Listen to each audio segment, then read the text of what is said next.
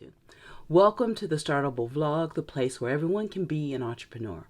I'm Nicole Dickens, the founder of Zoetica, where we help people start, launch, then scale their ideas for maximum impact. The Startable community itself is all about igniting the entrepreneurial spirit by creating as many opportunities as possible for those who are at the early stages of entrepreneurship to discover, then launch their ideas into the world, and it will forever remain free to join.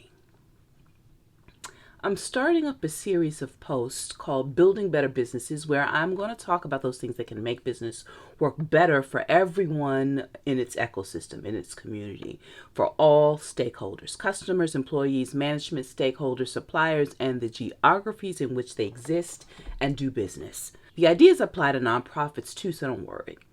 We're going to start with exploring where great ideas actually come from. And now we all have them, right? We all have ideas. It's part of being human. It's part of the human condition to be constantly with ideas.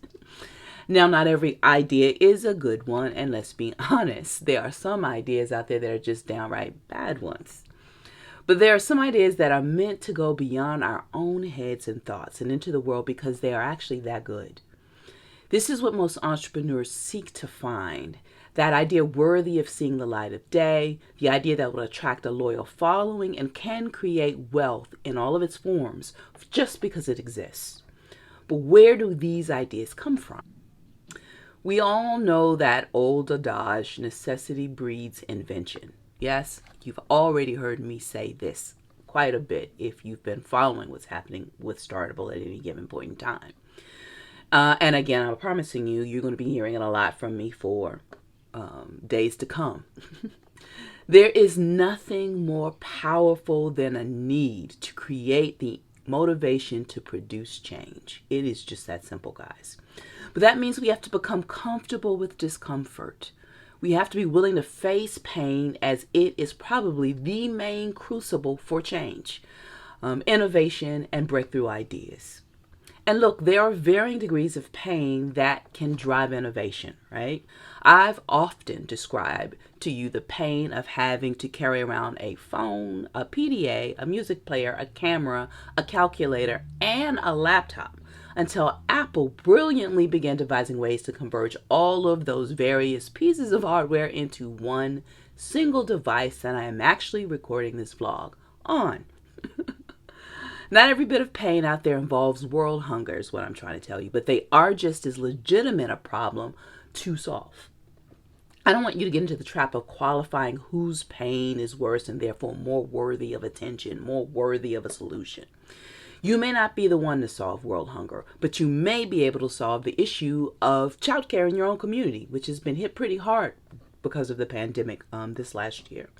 And if you can solve childcare issues for your own community, you probably can solve it for a few others. That idea probably can be impactful to multiple communities. So getting back to finding the place where those great ideas actually hang out, that's not as much of a mystery as it may sound at first. These great ideas exist in the space between where you are willing to embrace pain, observe it, study it, figure out what's driving it, who it's actually impacting, and where you're willing to do something about alleviating that pain. So look around you, inside and outside of you. What's broken and needing fixing? What 5 things that got on your last nerve since you woke up this morning that you wish you had a solution for? What is going on in your neighborhood right now that is just not life-giving, meaning it does not encourage cooperative, loving, healthy, mutually beneficial living? What can you do to solve it? That great idea is literally staring you in the face. I guarantee it, guys. You just have to be willing to open your eyes to see it and have the desire to do something about it. That actually is what makes an entrepreneur, by the way. Great ideas hang out at the intersection of your willingness to embrace discomfort or pain even, and what you're willing to do to alleviate it.